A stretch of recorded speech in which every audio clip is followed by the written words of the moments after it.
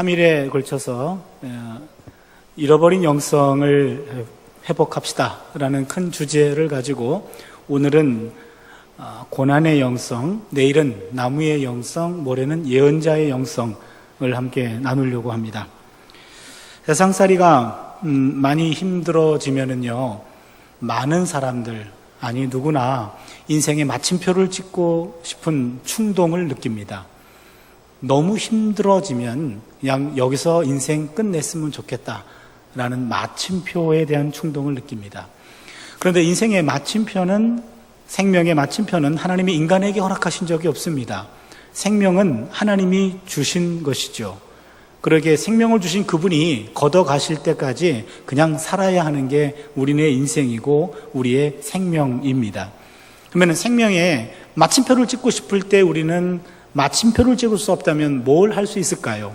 쉼표는 찍을 수 있습니다. 가던 길을 멈추어 서서 쉼표를 찍습니다. 그리고 물음표는 던질 수 있습니다. 하나님 어떻게 이루십니까? 나름대로 하나님 앞에 신실하게 살아보려고 노력하는 것 하나님 아시지 않습니까? 근데 어떻게 저의 가정에, 저에게 어떻게 이런 일을 허락하실 수 있습니까? 물음표를 던집니다. 그러면 어느 순간 하나님에 의해서 인생에 느낌표를 화답할 날이 올 줄로 믿습니다. 것은 쉼표와 물음표, 하나님이 쥐고 계신 것은 마침표와 느낌표입니다. 우리 오늘 성경에서 가장 많은 물음표를 던졌던 한 인물을 만나려고 합니다. 아마도 그만큼 인생의 고난을 경험한 사람은 없을 듯 싶습니다. 욥이라고 이름하는 사람입니다. 욥이라는 사람이 엄청난 고난 앞에 그는 가던 길을 멈추어 섰고 쉼표를 찍었고 하나님께 물음표를 던졌고 결국에 그는 마침표를 찍고 싶은 충동을 이겨내고 하나님으로부터 느낌표를 받아냈던 인물이 바로 욥이라는 사람입니다. 욥의 삶 사셨던 그 하나님을 통해서 우리는 고난이라고 하는 주제와 관련하여 몇 가지 메시지를 함께 나누려고 합니다. 첫 번째 메시지는요, 한번 따라 하실까요? 까닭 없이도 고난이 올 수 있습니다. 예, 첫 번째 메시지입니다. 까닭 없이도 고난이 올 수 있습니다. 물론 우리가 잘못했기 때문에 고난당하는 경우도 있습니다. 그러나 때로는 까닭 없이 고난이 오기도 합니다. 욥기 1장 1절을 보시겠습니다. 욥기 1장 1절을 보시면 우스 땅에 욥이라 불리는 사람이 있었는데 그 사람은 온전하고 정직하여 하나님을 경외하며 악에서 떠난 자라. 우스 땅은 이방 땅입니다. 그러면 욥이라는 사람은 유대인이 아닙니다. 욥은 이방인입니다. 이방인 욥은 온전했고 정직했고 하나님을 경외했고 악에서 떠난 자입니다. 한마디로 말하면 욥은 의인이었습니다. 이방인 욥은 의인이었다. 그게 1장 1절이 주는 말씀입니다.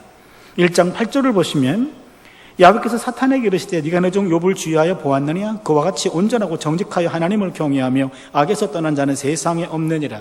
여기 사탄이 나옵니다. 구약에 나오는 사탄과 신약에 나오는 사탄은 조금 다릅니다.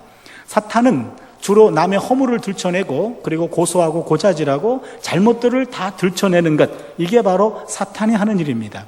그런데 구약 사탄은 하나님의 통제 아래에 있습니다. 하나님께 허락받고 그리고 사탄 짓을 합니다. 그런데 사탄이 그런 일을 계속 하다 보니까 맞들려가지고 이제는 하나님의 통제를 벗어나서 하나님에게까지 대적하는 사탄, 그게 바로 신약 사탄입니다. 그러기에 구약의 사탄은 신약 사탄에 비하면 아직까지는 착합니다. 여러분이 하나 모르는 사실이 있는데 신학대학에 구약 교수와 신약 교수가 있는데 대체적으로 구약 교수가 신약 교수보다 착합니다. 예, 여러분 역시 모르셨군요. 참고로 저는 구약학 교수입니다. 지금 구약 사탄에게 물어봤습니다. 야, 너는 인간의 눈에 보이지 않는 허물이 다 보이지? 한번 봐라. 욥 온전하지, 정직하지, 하나님을 경외하지, 악에서 떠났지. 여기 보면은요, 사탄도 부정할 수 없습니다. 1장 8절의 메시지는 욥은 의인 중에 의인이었다. 이게 메시지입니다. 그러나 여기서 사탄은 물러나지 않습니다. 구절을 보시면 사단이 야훼께 대답하여 이르되 욥이 어찌 까닭 없이 하나님을 경외하리까? 드디어 사탄의 특기가 나옵니다. 하나님, 욥 의인입니다. 욥 의인 중에 의인입니다. 그러나 하나님이 못 보시는 것 있는데 욥 인간이라는 점을 하나님 간과하셨습니다. 욥은 인간입니다. 인간들은 까닭 없이 하나님을 경외하지 않습니다. 뭔가 유익한 것 있기 때문에 하나님을 믿지, 만약에 유익한 것이 없다면은 욥도 인간인지라 계산적이기 때문에 하나님에 대한 경건을 거둘 것입니다. 여기서 문제가 발생합니다. 우리 하나 짚고 넘어갈 것이 있습니다. 하나님은 우리를 까닭 없이 사랑하시는 것 여러분 믿으십니까? 예, 하나님은 아무 까닭 없이 우리를 품어주셨습니다. 하나님은 어떤 조건을 가지고 우리를 만나지 않으셨습니다. 무조건적으로 우리를 품어주셨고 당신 자녀로 삼으셨습니다. 그렇다면 그 하나님의 품에 안겨있는 우리는 까닭 없이 그 품에 안겨 있어야 되는 것 아닙니까? 하나님과 우리 사이에 조건이 개입돼서는 순수한 신앙이라고 할 수 없습니다. 그런데 하나님은 우리를 품었지만, 까닭 없이 품었지만 하나님의 품 안에 있는 인간들은 그 품 안에서 내가 품 안에 있는 것이 내게 유익한지 품 바깥에 있는 것이 유익한지 그거 계산하고 있는 게 바로 인간입니다. 그런 얘기를 하고 있어요. 우리의 약점이 여기서 약점을 푹 찔린 게 되지요. 여기서 우리가 하나 볼 것은요, 하나님은 사단의 그 도발을 허용하십니다. 그렇다면 하나님이 욥을 의심해서가 아니라 하나님은 욥이 단단한 신앙을 갖고 있는, 견고한 신앙을 갖고 있는 자로 입증해 줄 것을 기대하는 마음으로 욥에게 주어진 시험을 허락하셨습니다. 1장 10절을 봅니다. 주께서 그와 그의 집과 그의 모든 소유물을 울타리로 두르심 때문이 아니니까 주께서 그의 손으로 하는 바를 복되게 하사 그의 소유물이 땅에 넘치게 하셨음이니이다. 여기 사탄이 말합니다. 하나님께서 욥과 욥의 집과 욥의 모든 소유물을 이렇게 울타리로 두르심 때문이 아니니까. 무슨 말입니까? 사탄의 말입니다만 맞는 말입니다. 하나님이 욥을 울타리로 보호해 주시고 욥의 집을 울타리로 보호해 주시고 욥의 모든 재산을 울타리로 보호해 주시는 것 아닙니까? 하나님의 삼중 울타리입니다. 사단의 말입니다만 맞는 말씀입니다. 하나님께 바로 하나님이 그 사람 울타리로 보호해 주십니다. 그 사람 덕분에 그 사람의 집도 울타리 보호 안에 놓이게 됩니다. 그 사람 덕분에 그 사람의 가정도 하나님의 소유물도 울타리 안에 놓이게 됩니다. 그런데 이 울타리가 이제는 문제가 됩니다. 하나님, 욥이라는 사람이 그 삼중 울타리를 맛보고 있기 때문에 하나님 품 안에 있는 거예요. 만약에 그 품을 거두신다면 욥도 하나님에 대한 경건을 거둘 것입니다. 드디어 문제가 됩니다. 하나님 앞에서 하나님의 그 울타리 맛을 알고 그 울타리 때문에 하나님 안에 거하는 것, 이것이 바로 욥의 경건입니다. 이것은 사단의 도발입니다. 하나님은 그 울타리 맞다, 내가 쳐주고 있다. 그러나 그 울타리 때문에 나를 믿는다면 그거는 하나님이 원하시는 참신앙은 아닙니다. 그렇다면 욥의 신앙이 사단이 말하는 신앙인지 하나님이 원하시는 참신앙인지 내기가 벌어집니다. 드디어 울타리 벗기기 내기가 벌어지죠. 맨 바깥쪽 울타리, 그 다음 중간 울타리, 그리고 마지막 욥의 울타리가 거두어집니다. 이제 마지막 맨 바깥쪽 울타리가 거두어집니다. 1장 14절을 보세요. 사환이 욥에게 와서 아뢰되 소는 밭을 갈고 나귀는 그 곁에서 풀을 먹는데 스밧 사람이 갑자기 이르러 그것들을 빼앗고 칼로 종도를 죽였나이다. 나만 홀로 피하였으므로 주인께 아뢰러 왔나이다. 욥의 재산인 소와 나귀를 스밧 사람들이 빼앗아 갔습니다. 칼로 욥의 재산인 종도를 죽였습니다. 욥의 재앙은 거기서 끝나지 않아요. 16절을 보세요. 그가 아직 말하는 동안에 또 한 사람이 와서 아뢰되 하나님의 불이 하늘에서 떨어져서 양과 종도를 살라버렸나이다. 나만 홀로 피하였으므로 주인께 아뢰러 왔나이다. 갑자기 하나님의 불이 하늘로부터 떨어졌습니다. 이것은 하나님이 보낸 불이라기보다는 하늘로부터 떨어진 불입니다. 하늘로부터 불이 떨어졌는데 하필이면 욥의 양과 욥의 종도를 다 불살라버렸습니다. 17절입니다. 그가 아직 말하는 동안에 또 한 사람이 와서 아뢰되 갈대아 사람이 새 무리를 지어 갑자기 낙타에게 달려들어 그것을 빼앗으며 칼로 종도를 죽였나이다. 나만 홀로 피하였으므로 주인께 아뢰러 왔나이다. 갈대아 사람은 상인입니다. 착한 상인인 갈대아 사람들이 갑자기 도적대로 돌변해가지고 그나마 남아있었던 욥의 재산인 낙타를 다 빼앗아 갔습니다. 욥의 종도를 다 죽였습니다. 3번에 걸친 물질의 재앙 때문에 욥은 그동안 평생 모았던 많은 재산들, 모든 재산들을 다 날리게 됩니다. 욥의 고난은, 욥의 재난은 거기서 끝나지 않아요. 18절을 보세요. 그가 아직 말하는 동안에 또 한 사람이 와서 아뢰되 주인의 자녀들이 그들의 맏아들의 집에서 음식을 먹으며 포도주를 마시는데 거친 들에서 큰 바람이 와서 집 내 모퉁이를 치매 그 청년들 위에 무너짐으로 그들이 죽었나이다. 나만 홀로 피하였으므로 주인께 아뢰러 왔나이다 한지라. 욥의 자녀가 10명입니다. 맏아들의 집에서 잔치를 벌이고 있었어요. 그런데 큰 바람이 불어왔습니다. 폭풍이 불어왔습니다. 동쪽으로부터 오는 사막바람이에요. 그 바람 때문에 욥의 자녀들이 잔치를 벌이는 그 집에 4기둥이 무너졌습니다. 지붕이 가라앉았습니다. 10명의 자녀가 압살을 당했어요. 두 번째 울타리가 거두어진 결과입니다. 마지막 세 번째 울타리입니다. 욥의 울타리죠. 2장 7절입니다. 사단이 이에 야훼 앞에서 물러가서 욥을 쳐서 그의 발바닥에서 정수리까지 종기가 나게 한지라. 욥이 제 가운데 앉아서 질그릇 조각을 가져다가 몸을 긁고 있더니, 여기 보니까는 욥의 마지막 울타리가 거둬집니다. 사단이 쳤습니다. 발바닥에서 정수리까지 종기가 났습니다. 옛날 성경은 종기라는 말을 악창이란 말로 번역했어요. 이건 단순한 종기가 아닙니다. 온몸에 악창이 났습니다. 이것은 죽을 병입니다. 욥은 마지막 울타리가 거두어지자 욥은 이제 죽음 앞에 놓이게 되었어요. 영문도 모르는 채 욥은 엄청난 재난, 평생 모았던 재산 다 날렸고 10명의 자녀가 다 죽었고 본인은 건강을 잃고 죽음 앞에 서게 되었습니다. 이 소식을 욥의 친구들이 들어요. 너무 기가 막힌 일이었습니다. 욥의 친구들이 달려왔습니다. 욥을 봤습니다. 너무 기가 막혀서 할 말을 잃었습니다. 일주일 동안 아무 말도 못했습니다. 일주일이 지나고 난 다음에 욥의 친구들이 욥에게 말을 걸기 시작해요. 욥기 4장 보실까요? 욥기 4장 7절과 8절입니다. 우리 같이 한번 읽겠습니다. 같이 읽습니다. 시작. 생각하여 보라. 죄 없이 망한 자가 누구인가? 정직한 자의 끊어짐이 어디 있는가? 내가 보건대 악을 밭갈고 독을 뿌리는 자는 그대로 거두나니. 아멘. 이 말씀은 4장 1절을 보시면 대만 사람 엘리바스가 대답하여 이르되, 욥의 친구 중에 한 사람이 말합니다. 이보게 친구, 생각해보게. 죄 없이 망한 자가 누구인가? 정직한 자가 끊어진 거 자네 봤는가? 내가 보건대 악을 밭갈고 독을 뿌리는 자가 그대로 거둔다네. 무슨 말입니까? 자네 우리가 인생을 살아봐서 알잖아. 모든 것들은 다 뿌린 대로 거두는 법 아닌가?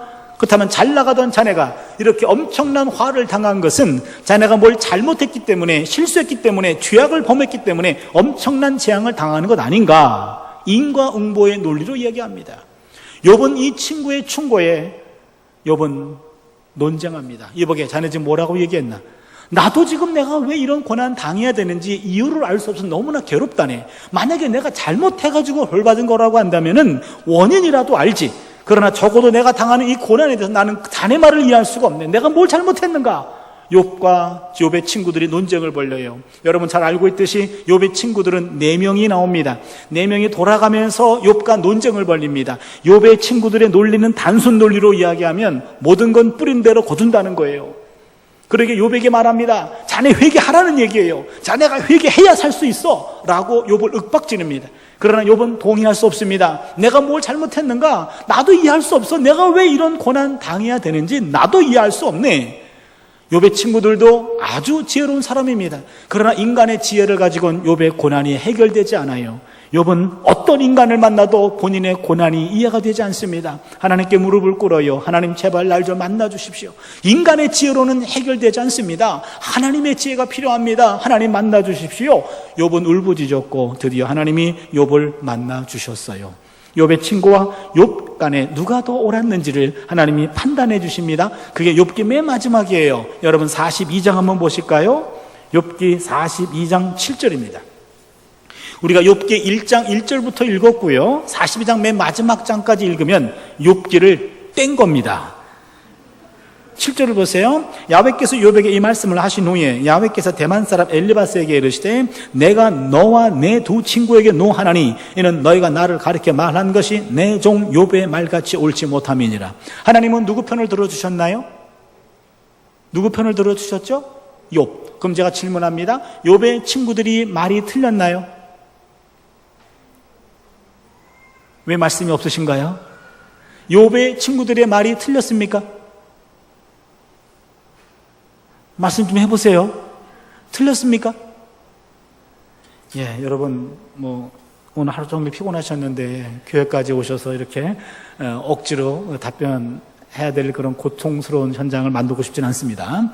제가 답을 말씀드리겠습니다. 욥의 친구들의 말 그 자체는 틀리지 않습니다.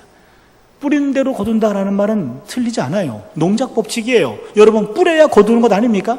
그 말은 맞습니다. 틀리지 않아요. 그러나 하나님은 여기서 욥의 친구들이 틀렸다고 말씀하십니다.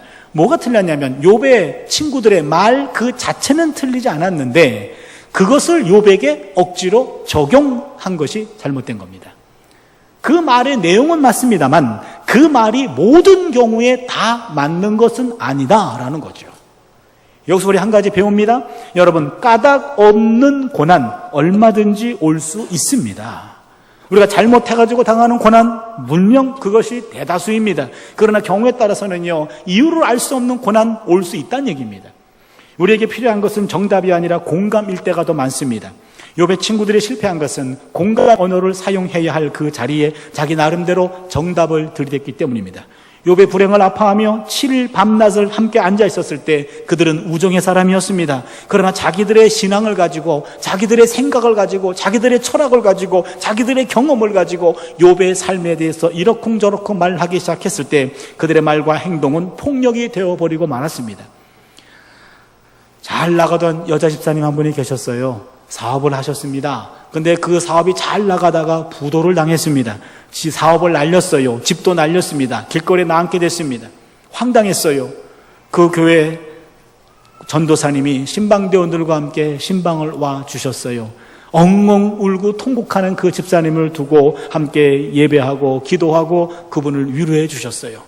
예배 후에 마음이 좀 가라앉았습니다. 그런데 함께 신방을 따라갔던 또 다른 여자 집사님이 그 어려움 당하는 여자 집사님에게 집사님 혹시 11조 떼먹은 거 없소? 이렇게 물어봤습니다. 그렇게 말하는 순간 그때부터 신방은 꽝이었습니다. 물론 그럴 수도 있습니다. 그러나 안 그럴 수도 있습니다. 눈물 흘리는 사람에게 서둘러 눈물을 닦아주는 것보다는 서로 함께 울어주는 것이 훨씬 더 위로가 돼요. 그 사람에게 설교하기보다는요, 얼마나 지금 고통스러울까, 얼마나 아플까, 그 아픔을 공감하면서 함께 그냥 울어주는 것이 오히려 위로가 되지, 거기에 설교하는 것은 큰 위로가 되지 않습니다. 사고로 인해서 대학생 아들을 졸지에 잃어버린 어머니가 장례식장에서 통곡을 합니다. 통곡을 해요. 그 누가 어떤 말을 해도 그 통곡은 그치지 않아요. 그런데 어느 또 다른 어머니가 그 통곡하는 어머니 귀에다가 잔잔한 목소리로 한마디를 했더니 통곡 소리가 그쳤어요. 그 어머니는 이렇게 얘기했어요. 어머니, 나도 작년에 아들을 잃었어요. 그 말 한마디였어요. 나도 작년에 대학생 아들을 잃었습니다. 그 얘기를 들었을 때 이 어머니는 그분은 내 마음을 알겠구나. 이분은 내 마음을 알겠네. 그 내 마음이 공감되고 있다는 것을 느끼는 순간 통곡 소리가 그쳤다라는 겁니다. 다른 사람이 어떤 위로를 해도 니들이 아들을 잃어봤어? 니들이 내 마음을 알아. 통곡을 멈추라니 당신들 그런 거 경험해 봤어? 그런 분노가 있었는데 작년에 내 아들도 잃었습니다. 그 얘기에 통곡이 그쳤다는 거예요. 여러분, 눈물 흘리는 사람에게 너무 쉽게 가서 이제 그만 울라고 하는 것은 또 다른 폭력이에요. 세월호 때문에 그 유가족들이 많은 기간 울었어요. 그러나 그 울음에 대해서 이제는 그만 울라고 그런 식으로 윽박질렀을 때 그분들은 엄청난 상처가 됐습니다. 흐르는 눈물을 본인도 멈추고 싶지만 멈춰지지 않는 그 눈물의 의미를 깨닫고 함께 끝까지 울어줄 수 있는 그런 것이 더 성숙한 자세가 아닐까요? 여러분, 까닭이 없는 고난 얼마든지 올 수 있습니다. 우린 두 번째 메시지로 넘어갑니다. 한번 따라해 주세요. 고난이 올 때 더 경건해질 수 있습니다. 예, 두 번째 메시지입니다. 첫 번째는 까닭 없는 고난도 있을 수 있다고 얘기했고요. 두 번째는요, 고난이 올 때 그것이 까닭이 있는 고난이건 까닭이 없는 고난이건 고난이 올 때 우리는 더 단단해질 수 있고 경건해질 수 있습니다. 욥이 그 고난을 어떻게 대처했는지 다시 욥기로 돌아오겠습니다. 욥기 1장입니다. 평생 모았던 재산을 다 날렸고 그러고는 욥은 자녀를 다 잃었습니다. 그때 욥이 보여준 반응을 봅시다. 욥기 1장 20절입니다. 욥이 일어나 겉옷을 찢고 머리털을 밀며 땅에 엎드려 예배하며 이르되 내가 모태에서 알몸으로 나와 싸운 조 또한 알몸이 그로 돌아가올지라. 주시니도 야훼시오 거두시니도 야훼시오니 야훼 이름이 찬송을 받을지니이다 하고, 평생 모았던 재산 다 날렸고 자녀가 다 죽었을 때 욥은 일어났습니다. 겉옷을 찢었습니다. 이건 뭡니까? 하나님 한판 붙어 봅시까? 한판 붙어 보겠습니까? 라고 하나님께 어깃장을 놓는 것이 아니고요, 구약 성경에 겉옷을 찢는 것은요, 찢어지는 내 마음을 겉으로 표현한 겁니다.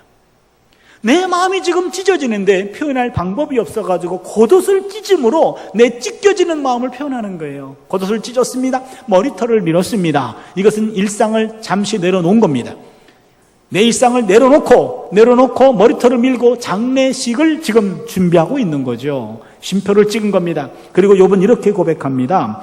내가 못해서 알몸으로 나와 싸운 적 또한 알몸의 그로 돌아가올지라 주신 이도 야훼시오 거두신 이도 야훼십니다. 한번 여러분 생각해 봅시다. 평생 모았던 재산 3번에 걸친 재앙 때문에 다 날렸습니다. 자녀 10명이 다 죽었습니다. 그때 욥이 일어나가지고 내가 못해서 알몸으로 나와 싸운 적 또한 알몸의 그로 돌아가올지라 주신 이도 야훼시오 거두신 이도 야훼십니다. 이런 식으로 즉각적으로 반응을 보였을까요? 만약에 그렇다면 그게 제정신일까요?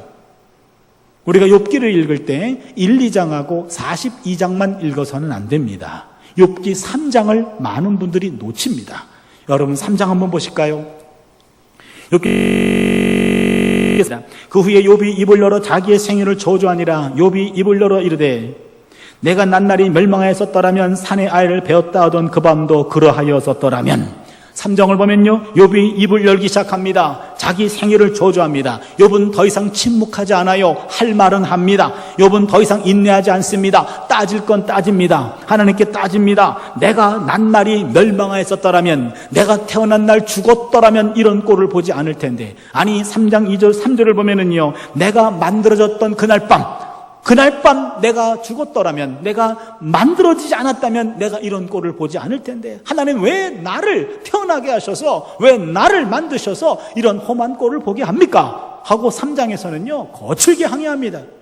우리는 1, 2장의 경건한 욥과 3장에 하나님께 거칠게 항의하는 두 욥의 모습을 봅니다. 1, 2장의 욥과 3장의 욥은 다른 욥일까요? 여러분, 1, 2장의 욥과 3장의 욥은 같은 욥이에요. 그렇다면 우리가 1, 2장을 이해할 때 3장과 섞어서 이해해야 됩니다. 그러면 이렇게 우리는 상상할 수 있을 것 같아요. 평생 모았던 재산 3번에 걸쳐 소화하기도 전에 이미 다 날아갔습니다. 날아가고 그 돈이 어떤 돈인데, 어떤 재산인데 다 날아갔어. 그 얘기를 차마 내 입으로 한 번 더 반복하기 전에 주인님 자녀 10명이 다 죽었습니다. 그 얘기를 들었어요. 아마 한동안 욥은 정신줄을 놓았을 것 같아요. 정신을 차리고 보니까 평생 쌓아올렸던 모든 것 다 날아갔고 나의 미래라고 할 수 있는 자녀들이 다 죽었습니다. 하나님 이게 뭡니까? 이럴 바야 왜 나를 태어나게 하셨습니까? 내가 태어난 날 죽었다라면 이런 꼴을 보지 않을 텐데, 내가 만들어진 그날 밤 나를 죽이시지 왜 나를 태어나게 하셔서 이런 꼴을 보게 하십니까? 하나님 이게 뭡니까? 라고 하나님께 몸부림치며 따지지 않았을까요? 하나님 도대체 왜 그러셨습니까? 내가 뭘 잘못했습니까? 내가 그렇게 큰 악을 범하였습니까? 통곡하며 많은 눈물로 지새우는 날들을 보냈을 겁니다. 많은 시간을 지나가고 나서 이제는 물질에 대해서 일단은 마음에 어느 정도 정리가 끝났을 즈음에 이제 자녀 문제로 넘어가니까 다시 분노가 치밀어 오릅니다. 아니 자녀들은 생명의 기업이요 하나님의 선물이라 그랬는데 그 아이들이 무슨 잘못을 했길래 한꺼번에 10명을 다 데려가십니까? 한 아이를 놓고 기도합니다. 첫 번째 아들을 놓고 기도합니다. 그 아이가 우리 가정에 찾아왔을 때 우리는 얼마나 기뻤는지 하나님 아시잖아요. 근데 어떻게 하나님 그 아들을 데려갈 수 있습니까? 여러분, 자녀들을 앞세운 부모들은 자녀들을 땅에 묻기 전에 먼저 가슴에 묻는다고 얘기합니다. 첫 아이를 놓고 기도합니다. 그 아이와 얽혀진 추억들을 계속 반복하면서 하나님께 통곡하며 기도합니다. 그 아이 입에서 아빠, 엄마 소리가 했던 그 시절, 그 음성이 아직도 귀에 역력한데 어떻게 그 아이를 데려갈 수 있습니까? 많은 시간을 지나고 나서 그 아이를 가슴에 묻었습니다. 둘째 아이로 건너갑니다. 둘째 아이는 특별히 더 사랑스러웠어요. 더 많은 추억거리가 있었어요. 추억거리가 많고 사랑이 많을수록 더 많은 시간 몸부림치며 기도하며 통곡하지 않았을까요? 둘째 아이를 가슴에 묻어요. 셋째를 묻어요. 막내까지 다 묻는데 많은 시간이 지났을 겁니다. 많은 시간이 지나고 나서 욥은 곰곰이 생각해 봅니다. 내가 태어날 때 알몸으로 태어났어요. 갈 때 알몸으로 갑니다. 이 땅에 사는 동안에 물질도 하나님이 주신 것이고 자녀도 하나님이 주신 거예요. 하나님이 주셨는데 하나님이 걷어가신 것뿐이에요. 내 시간표에 따르면은 내 자녀보다 나를 먼저 걷어가셔야 되는데 나는 알 수 없는 하나님의 시간표에 의해서 순서가 뒤바뀐 것뿐이에요. 그러나 이 모든 것들도 하나님이 하신 것이라면은 내가 받아들이겠습니다. 마음이 가라앉게 되었어요.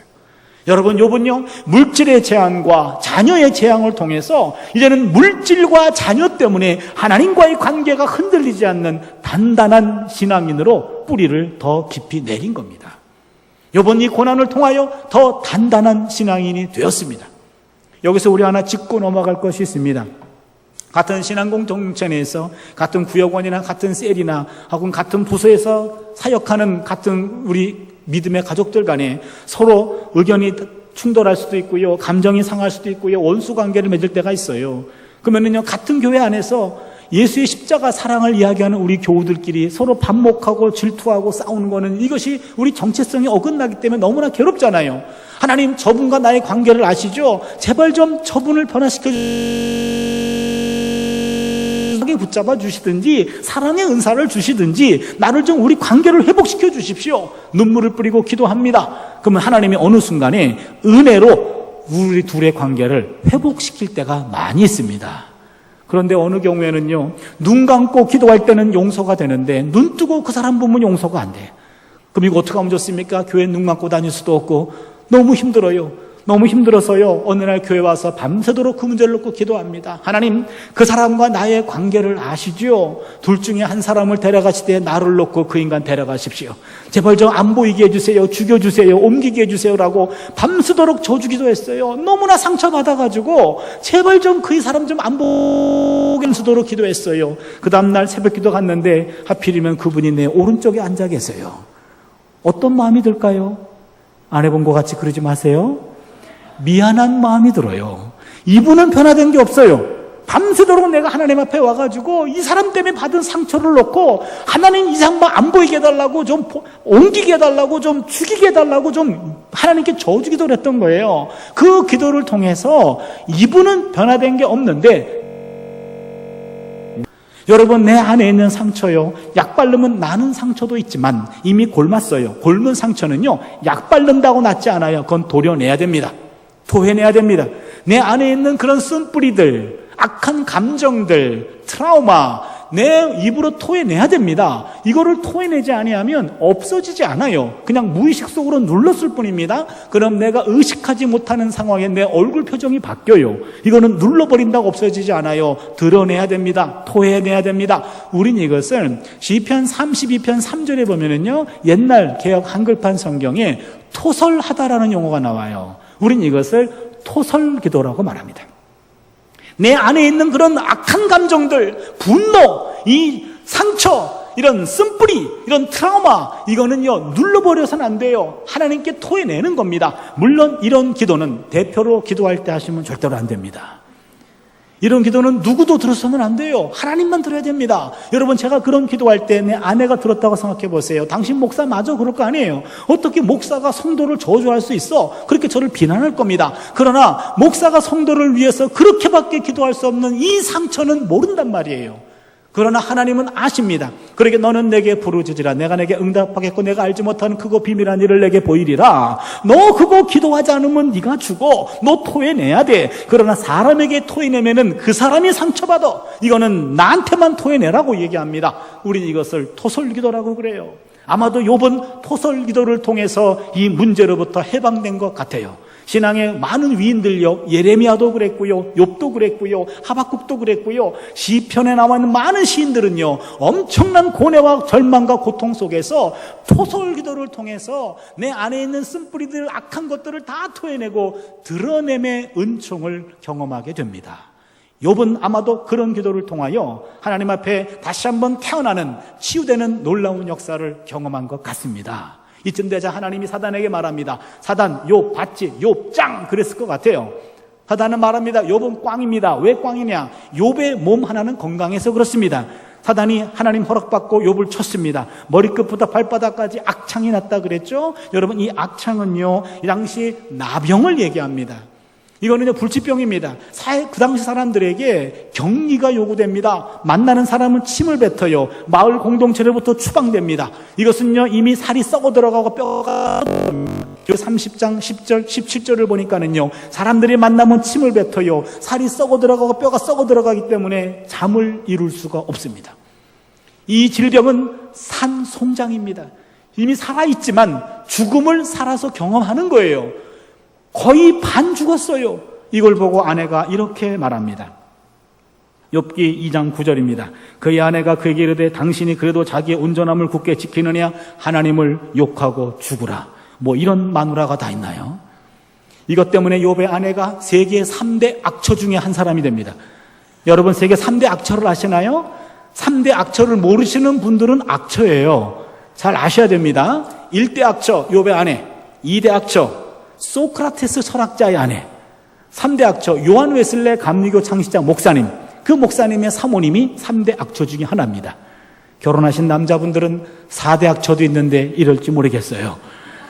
지금 오늘 모임이 여자 성도님들만 모인 자리라고 한다면 제가 욥의 아내의 원한을 좀 풀어드리고 싶어요. 결론적으로 말하면 욥의 아내 나쁜 아내는 아니에요.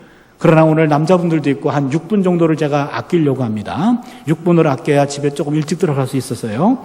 결론적으로 욥의 아내 악하진 않습니다. 그때 욥이 이렇게 말합니다. 2장 10절입니다. 그가 이르되 그대의 말이 어리석은 여자의 말 같도다. 우리가 하나님께 복을 받았은즉 화도 받지 아니하겠노니 하고 이 모든 일에 욥이 입술로 범죄하지 아니하니라. 여기 보세요. 욥이 죽음 앞에서 또 한 번 신앙이 깊어집니다. 이보시오, 우리가 하나님께 복을 받았는데 화도 받지 않겠는가? 지금까지 우리가 봤을 때 하나님 우리에게 좋은 것 주셨는데, 좋은 것만 주셨는데 때로는 나쁜 것도 받지 않겠는가? 그런 말이에요. 무슨 말씀인지 아십니까? 여러분 지금까지 욥은 자기 중심이었어요. 내게 좋은 것, 내게 나쁜 것, 내가 중심이었습니다. 내가 보기에 좋은 것 주시면 할렐루야, 내가 보기에 안 좋은 것 주시면 놀렐루야, 그래 왔단 말이에요. 내가 보기에 좋은 것 주시면 아멘이라고 얘기했고 내가 보기에 나쁜 거면 노멘 했단 말입니다. 그러나 욥은 시각이 바뀝니다. 누가 주었냐 이거예요. 나한테는 지금 복과 화로 구분되지만 내게 유익한 것, 내게 나쁜 것으로 내가 계산하지만 누가 주었냐 이거예요. 하나님이 주신 것이라고 한다면 때로는 달게 받아야 되는 것 아니냐. 시각이 바뀌었어요. 자기 중심에서 하나님 중심으로 바뀌었습니다. 인간 중심에서 하나님 중심으로 바뀌었어요. 욥은 이 순간에 한 번 더 깊어집니다. 욥은 고난을 통하여 점점 더 깊어집니다. 여러분 이겁니다. 고난이 올 때 우리는 더 깊어질 수 있어요. 여러분 인생에 바람이 불어왔다고 해서 하나님을 원망한다면 바로 하나님 앞에서 계산하는 그런 신앙 아닐까요? 저희 집에 딸이 둘이 있는데요.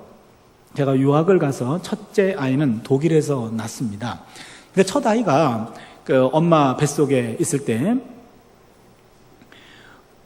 처음에는 입덧을 하지 않습니까? 입덧 아주 심하게 했습니다. 그러다가 입덧 기간이 끝나고 나니까 폭풍 흡입하는 기간이 있잖아요. 그 폭풍 흡입 기간 동안에는 원하는 메뉴를 채워주지 아니하면 남편도 먹어치울 기세 있잖아요. 근데 독일에서 보신탕하고 그 다음에 순대를 찾았어요. 근데 독일에 보신탕 순대는 없습니다. 그래서 꼭 없는 것들만 요구해가지고 겉으로는 참 미안했지만 속은 참 편했습니다. 어차피 못 구하는 거니까요. 그러다 보니까 이제는 애가 태어났어요. 태어났고 한 3개월 정도 되었을 때 제가 학위를 마쳤고 귀국했습니다. 귀국하고 제가 목회를 할 때였습니다. 담임 목회를 할 때였는데 얘가 한 3살 조금 넘어갈 때였어요. 이 녀석이 어느 날 자꾸 기침을 하길래 제 아내와 저는 첫 아이니까 강하게 키우자. 스스로 기침을 이겨내도록 내버려뒀습니다. 일주일 동안 기침을 하는 거예요. 우리가 들어봐도 기침 소리가 갈수록 깊어져요. 기침 소리가 옅어져야 되는데 깊어져요. 불안해가지고 병원을 데려갔습니다. 이게 웬일입니까? 폐렴이 됐어요. 애를 강하게 키운 것이 아니라 질병을 강하게 키운 거죠. 그랬더니 병원에 입원하래요. 일주일 동안 입원했습니다. 일주일 동안 입원했더니요, 독일 병원은 가족들이 병원에서 잠을 잘 수가 없어요. 간호사가 24시간 케어를 해줍니다. 면회 시간만 가족이 갈 수가 있는데 우리나라 병원은 가족 중에 한 사람이 병원에 입원하니까 또 다른 가족 중에 한 사람이 직업을 바꾸어야만 되고만 바꾸더라고요. 그래서 내 아내가 그 아이와 같이 들어갔습니다. 아이가 링거를 맞았어요. 링거를 맞고 병원 삶을 시작하는데 문제는 식사 시간이에요. 이 큰 녀석이 엄마 뱃속에 있을 때 끊임없이 다양한 메뉴들을 요구했는데 그 메뉴가 충분히 공급되지 않았잖아요. 그때 이 아이가 태어나서 그것을 평생 보복합니다. 입이 짧은 아이가 됐어요. 그래서 밥 먹을 때마다 반찬 투정하는 아이인데 병원 밥은 더 맛없잖아요. 그러니 아침, 점심, 저녁 병원 밥 먹을 때마다 엄마랑 실랑이를 벌입니다. 맛없어서 안 먹는다. 병원 밥은 맛으로 먹는 것이 아니라 약사만 먹어야 된다. 약은 링거로 꼽은데 지금 또 입으로 넣어야 되느냐. 이거 가지고 3살짜리 애하고 엄마랑 매일 싸우는 거예요. 엄마가 일주일 동안 참았던 모양입니다. 꾹꾹 참고 그냥 인내하면서 밥을 먹였던 모양이에요. 토요일날 저녁에 퇴원하기로 돼 있었는데 토요일날 오전 8시에 아침 식사 중에 드디어 사단이 벌어졌어요. 먹어라 안 먹는다, 먹어라 안 먹는다 그러다가 링거 맞은 손을 들었다 놨다 하면서 피가 역류했던 모양이에요. 링거의 피가 역류합니다. 그 피가 역류하자 그 아이 엄마의 피도 역류했던 모양입니다. 식사를 중단하고 링거를 꼽은 상태에 있는 아이를 화장실로 끌고 갔어요. 문을 잠가버렸어요. 왼손으로 입을 틀어막고 오른손으로 엄청나게 팼습니다. 일주일 동안 참았던 게 터진 거예요. 한 7분에서 8분 정도 엄청 팼더니 일단 팔도 아프고 그 다음에 속도 이제는 풀렸고 틀어막았던 입에 손을 뗐어요. 그랬더니 엄청나게 매를 맞은 아이가 그러면서 그래도 나 엄마 사랑해. 그러고 엄마 품으로 파고들더래요. 엄청나게 매를 맞았는데 그래도 나 엄마 사랑해. 그리고 엄마 품으로 파고들더래요. 퇴원 수속하는데 그 이야기를 하길래 우리 셋이 끌어안고 많이 울었어요. 그 아이가 엄청나게 매를 맞았음에도 불구하고 그래도 나 엄마 사랑해. 그 매 맞은 아이도 엄마의 품을 알더라고요. 여러분 인생에 바람이 불고 풍파가 왔다고 하나님을 원망하고 그 품을 떠나간다면 어린아이만도 못한 신앙 아닙니까? 여러분 농부가요 곡식 가지고 이렇게 키질할 때요. 키질할 때 농부의 품을 떠나가는 것들은 다 쭉정이들 아닙니까? 그때 알곡들을 보세요. 이래 키질할 때요 알곡들은 농부의 품으로 파고 들어갑니다. 우리 인생에 바람이 불어요. 많은 고통이 있습니다. 어려움이 있습니다. 이것은 내 신앙이 참인지 거짓인지 지금 검증받는 시간이에요. 그 시간에 하나님을 등지면 쭉정이 인생이 되는 거고 하나님을 향하여 품으로 파고 들어가면 알곡 인생이 되는 줄로 믿습니다. 그동안 느끼지 못했던 그 하나님의 사랑을 느낄 수 있는 순간이 고난의 순간, 하나님을 향하여 품으로 파고 들어가는 순간인 것 믿으시길 바랍니다. 마지막 3번째입니다. 한번 따라해 주세요. 모든 고난은 과정이지 마지막이 아닙니다. 예, 3번째 메시지입니다. 모든 고난은 과정이지 마지막이 아닙니다. 욥기가 주는 가장 중요한 메시지가 있습니다. 욥기에서 주는 가장 중요한 메시지는 한 번만 더 따라해 주세요. 모든 고난은 끝이 있다. 이게 욥기가 주는 가장 중요한 메시지입니다. 인간이 경험하는 모든 고난은 끝이 있다는 말이에요. 무슨 말씀입니까? 여러분 어떤 고난도 인간보다 장수하는 고난은 없습니다. 내가 당하는 고난, 내가 고난보다 오래 살아요. 고난은 나보다 먼저 돌아가십니다. 그러기에 어떤 고난도 끝이 있다는 거예요. 욥이 평생 모았던 재산을 다 날렸습니다. 자녀들이 다 죽었습니다.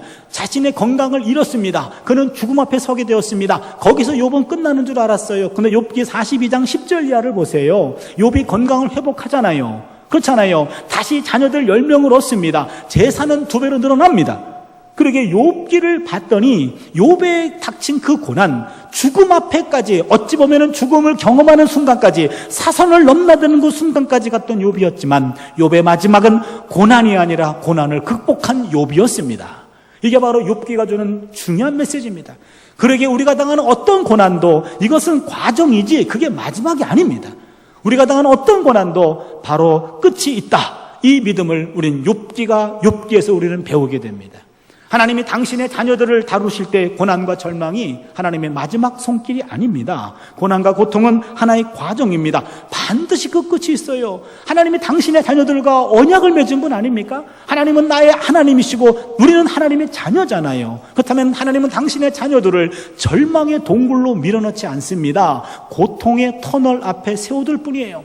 여러분 동굴과 터널은 둘 다 앞이 캄캄합니다. 그런데 동굴은 절망입니다. 동굴은 들어가면 들어갈수록 출구가 없습니다. 그러게 절망의 동굴입니다. 근데 하나님은 감사하게도 당신의 자녀들을 절망의 동굴로 밀어넣지 않아요. 다만 고통의 터널 앞에 세울 뿐입니다.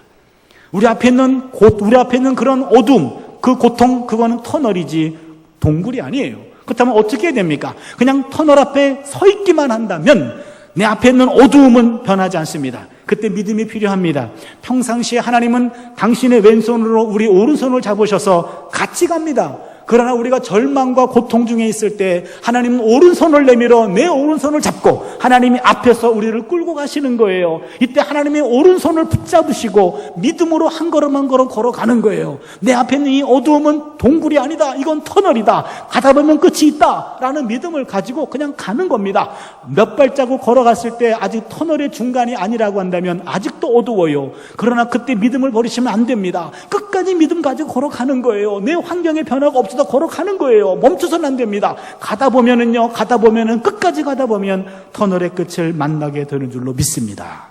이때 말씀을 묵상하는 것이 필요합니다. 예레미야 애가 3장 33절. 주께서 인생으로 고생하며 근심하게 하심이 본심이 아니시로다. 주께서 인생으로 고생하며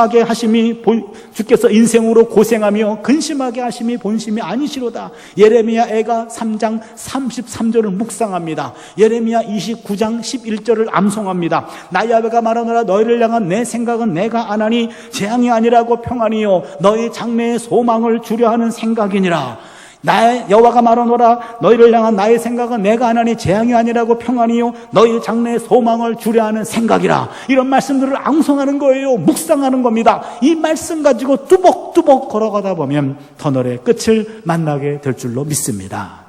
그러기에 신앙인들은 절망의 상황에서도 절망의 구름이 걷히는 희망을 바라보는 자입니다. 저는 개인적으로 차범근 감독을 좋아합니다. 같은 차씨이기 때문에 좋아하는 것도 있습니다. 제가 1988년도에 독일 유학을 갔습니다. 88년 제가 8월 달에 유학을 갔는데 9월 달에 서울 올림픽이 있었어요. 서울 올림픽 이전과 이후에 대한민국 위상은 다릅니다. 독일 사람들이 이전에는 대한민국을 잘 모르더라고요. 독일 친구가 woher kommen Sie? 너 어디서 왔냐라고 묻길래 Ich komme aus Südkorea. 난 남한서 왔어 그랬습니다. 그랬더니 wo ist Südkorea? 남한이 어딨니 그래요. 그 얘기를 듣는 순간 자존감이 무너졌어요.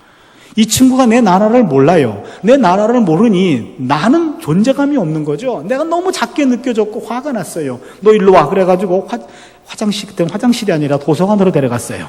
도서관으로 데려가가지고 지구본을 찾았어요. 그리고 지구본을 한 바퀴 돌렸는데 대한민국 안 보이더라고요. 일단 내가 너무 열받았고 그리고 지구본이 너무 작았어요. 정신을 차리고 다시 돌렸습니다. 중국을 찾았어요. 중국은 보이더라고요. 중국 오른쪽에 요만한 말 하나가 붙어 있어요. 거기 아래쪽입니다. Das ist Südkorea. 여기 남한이다 그랬습니다. 그 친구 딱 듣는 순간 캤는지 붐차 그러는 거예요. 너 붐차를 아니 그래요. 그래서 내가 붐차는 모르고 붕붕차는 안다 그랬습니다. 그랬더니 차 종류가 아니래요. 사람이래요. 분데스리가를 뛴대요. 갈색 폭격기래요. 골을 많이 넣었대요. 가만히 들어보니까 차범근 얘기하는 거예요. 이 친구들이 독일식으로 붐근차인데 붐근차 발음을 못해요. 제 이름도 항상 윤혜야 그래요. 내가 준희차 아무리 가르쳐줘도 윤혜야 그러니 붐근차 발음이 안 되니까 붐차 이러는 거예요. 붐차. 그래서 붐차 잘 알지 as my verwant 그랬습니다. 그는 내 친척이야 그랬습니다. 차씨는 다 친척이에요. 본이 같습니다. 그랬더니 야 붐차 친척이 독일에 유학 갔다 그래가지고 잠시 잘해준 적이 있었어요. 이 당시 차범근 집사는 그 당시 독일 교민들에게도 굉장히 존경받고 인정받는 사람이었어요. 이 당시 독일에 한 2만 명 정도가 교민이 있었다고 합니다. 독일 땅은 우리보다 커요. 2만 명이 전국에 흩어져 있다 보니까 한인교회들이 다 작아요. 한 20-30명 모이는 한인교회들이 마을마다 이렇게 떨어져 있어요. 그러니 모든 교회의 첫 번째 기도 제목, 차범근 집사 우리 교회에 등록하게 해 주시옵소서. 차 집사 등록하면 그의 연봉 11조면 그 교회 1년 예산을 넘치고도 넘어요. 그러니 모든 기도가 한 번쯤은 기도하는 제목이 되겠죠.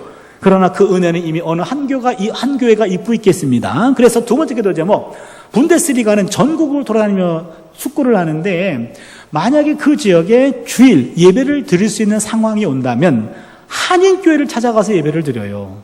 그러면은 부흥차가 어느 코리아니식 게마인데에서 예배를 드린다라고 지역신문에 나와요. 그러면 지역신문에 그걸 보면은요, 축구 팬들이 많거든요. 독일 사람들도 그 한국 한인교회를 찾아서 와서 예배 드려요. 교회 안 다니는 교민들도 그날은 그 교회 모여요. 그 교회 창립 이래로 100명 넘어 예배 드린 건 그날이 처음이에요. 그러면 예배 드릴 때 예배만 드립니까? 헌금 시간도 있고요. 교회 홍보도 되고요. 여러 가지로 좋잖아요. 그러기에 차범근 집사 우리 교회에서 주일 예배 드리게 해주시옵소서. 이것도 기도 제목입니다. 이제 축구 은퇴했고요. 한국으로 돌아왔습니다. 1998년으로 기억합니다. 프랑스 월드컵 때였어요. 이때 차범근 감독이 월드컵 축구 감독을 하면서 아시아 예선전을 치르는데 승승장구하고 있습니다. 지금 대한민국은 이번에 러시아 올림픽 갈 수 있느냐 없느냐 이거 가지고 고민에 빠졌잖아요. 이때는요, 아시아 팀에서 상대가 없었어요. 했다면은 무조건 이겼습니다. 그래서 온 국민들이 차범근 감독 시대에 한국 축구 16강에 들어가는구나, 그런 부푼 꿈을 안고 있었습니다. 축구 영웅이었습니다. 온 국민들의 염원과 기도와 축복 속에서 비행기를 타고 파리로 날아갔습니다. 3게임 치러야 되는데 첫 번째 3대빵, 두 번째 5대빵 끝났어요. 2게임 치르고 나서 16강 진출 좌절, 세 번째 게임은 하나마나 끝났습니다. 그러니 온 축구 팬들이 열망했는데 한순간에 그냥 너무 어이없이 지자, 그 당시 우리를 5대빵으로 무너뜨린 네덜란드 그쪽 감독이 히딩크였거든요. 그때 우리 축구가 완전히 충격에 빠졌습니다. 그 소식을 듣고 한국에 있는 축구 팬들이 총공격했어요. 차범근 감독 용병술에 문제가 있었다. 차범근 선수와 차범근 감독과 최용수 선수와의 불화설 이래가지고 온 공격하는 바람에 현지에서 2번 지고 감독직 박탈당했어요. 현지에서. 세 번째 벨기에전은 코치가 맡게 되었고 차범근 감독은 감독직 박탈, 급히 귀국했습니다. 야, 너무하더라고요. 그때 어느 성급한 매스컴에서는 차범근 감독 축구 인생 끝나다 그랬습니다. 그리고 축구 팬들이 화가 났어요. 엄청나게 화를 냈고 차범근 감독을 공격하기 시작했습니다. 김포공항으로 들어옵니다. 그때 인천공항이 없었어요. 김포공항으로 들어올 때요, 축구 팬들이 그를 해코지할까봐 경찰 병력 100명이 그를 애워쌌습니다. 고개를 푹 숙이고 김포공항으로 들어왔어요. 그때 한 매스컴이 마이크를 들이댑니다. 차범근 감독 귀국 소감 한마디 하시죠. 이때 차범근 감독은 이렇게 말합니다. 저는 차범근 집사가 신앙인이기 때문에 뭔가 신앙의 고백을 할 것이다라고 기대하고 들었어요. 그때 그는 이렇게 말했습니다. 월드컵 축구 실패가 내 축구 인생의 끝은 아닙니다. 난 아직 젊습니다. 나에게 기회는 올 것입니다. 여러분, 이거는 차씨 아니면 못하는 고백입니다. 그렇지 않나요? 온 국민들이 차범근 축구 인생 끝났어 이렇게 얘기할 때 월드컵 축구 실패가 내 축구 인생의 끝은 아닙니다. 난 아직 젊습니다. 나에게 기회는 올 것입니다. 여러분, 저는 이 고백이 한 축구인의 오기로 들리지 않았고 한 신앙인의 고백으로 들렸어요. 여러분, 신앙은요, 문제 속에 있을 때 빛을 발해요. 내 인생의 바닥을 찍을 때 그때 빛을 발합니다. 내가 고통 중에 있을 때 바닥을 찍을 때 이것이 내 인생의 마지막은 아니다. 이후에 내 인생은 있다. 하나님 나와 함께 한다. 라는 믿음이 바로 그때 필요한 거예요. 다른 사람들은 끝이라고 얘기했을 때 내가 끝이 아니라 끝인 그게 끝이요 라고 믿고 고백하고 절망 이후에 희망을 바라볼 수 있는 사람, 그가 바로 신앙인입니다. 설교 초반부에 잘 나가던 여자 집사님, 부도를 당해서 사업을 날렸고 집을 날렸다는 말씀 드렸죠. 벌써 잊으셨습니까? 기억하시죠? 예, 그분이 제 어머님이십니다. 제가 고등학교 1학년 때 이런 일을 당했습니다. 이남 이녀 중에 장남인데 이런 일을 당했어요. 사업도 날렸고 집도 날렸습니다. 그러다 보니까 라면으로 끼니를 잃을 때였어요. 그 당시 중고등학교는요, 공납금이라는 게 있어서 분기별로 공납금을 내지 않으면 선생님이 아무개 공납금 미납이네, 얘 가방 싸 집에 갔다 오렴, 이런 식으로 중간에 쫓아냈어요. 이때 제가 쫓겨났습니다. 쫓겨나고 집에 일찍 들어갔어요. 일찍 들어갔더니 우리 교회 전도사님이 신방대원들과 함께 와서 저희 어머님 통곡하고 계셔서 예배 드려주려 오셨는데 너무 통곡하니까 정상적인 예배는 드리지 못했고 안아주고 기도해주고 위로하다가 가시던 참이었는데 준아, 너는 이 집의 장남이니까 너한테 오늘 준비한 말씀을 줄 테니 힘들 때마다 이 말씀 가지고 기도해라 하면서 그 여자 전도사님이 로마서 8장 18절 말씀을 저한테만 주셨어요. 현재의 고난은 장차 내게 나타날 영광과 좋게 비교할 수 없도다. 이 말씀을 주셨어요. 집에 가서 공납금 얘기를 해야 되는데 공납금에 공짜도 못 꺼내요. 제 아버지와 어머니가 매일 밤 만나서 싸웁니다. 당신이 잘못했다. 당신 잘한 게 뭐가 있어. 매일 밤 싸워요. 말리는 것도 하루 이틀입니다. 뭐 공납금에 공짜도 못 꺼내고 너무 짜증나요. 내일 학교 가면 또 쫓겨나올 텐데 이분들은 공납금에 공짜도 못 꺼내게 하고 시시비비를 가르기 위해 싸움만 하네요. 짜증납니다. 힘들어요. 엉엉 울어요. 집을 뛰쳐나갑니다. 집을 뛰쳐나가면은요, 고등학교 1학년이 그 당시 통금도 있었어요. 바깥에 갈 데가 없습니다. 그냥 우리 교회 갑니다. 우리 교회 본당 저 구석에서 불 꺼진 본당에서 엉엉 울면서 현재의 고난은 장차 내게 나타날 영광과 좋게 비교할 수 없도다. 이 말만 10번이고 100번이고 반복해요. 그러나 아무리 반복해도 컴컴한 본당 안에 미래의 영광이 보이지를 않아요. 울다 지쳐서 제풀에 꺾여 자요. 자다 보면은요, 한참 자다 보면은 찬송 소리에 깨요. 나도 모르게 얼떨결에 새벽 기도에 참석 중이에요. 그럼 같이 찬송 드리고 예배 드립니다. 말씀 듣습니다. 그리고 기도하잖아요. 다시 눈 감고 기도합니다. 기도할 때 어젯밤에 하다 말았던 것, 현재의 고난은 장차 나타날 영광과 좋게 비교할 수 없습니다. 이 말 또 반복합니다. 반복하다 보면은요, 창문 너머로 햇볕이 들어오기 시작해요. 햇볕이 들어오면서 미래의 영광이 마치 보이는 것 같아요. 그렇게 되면은요, 통곡이 찬송으로 바뀌어요. 찬송으로 바뀌면 다시 힘을 얻어요. 그리고 다시 집에 가서 책가방을 쌉니다. 그때 어린 나이에 그런 생각이 들어요. 먼 훗날 여러분들 앞에서, 여러 사람들 앞에서 내가 어려웠던 고등학교 1학년 시절을 간증할 날이 오겠지. 이렇게 지금 간증하고 있잖아요. 로마서 8장 18절 그 말씀이 오늘의 저를 만들었어요.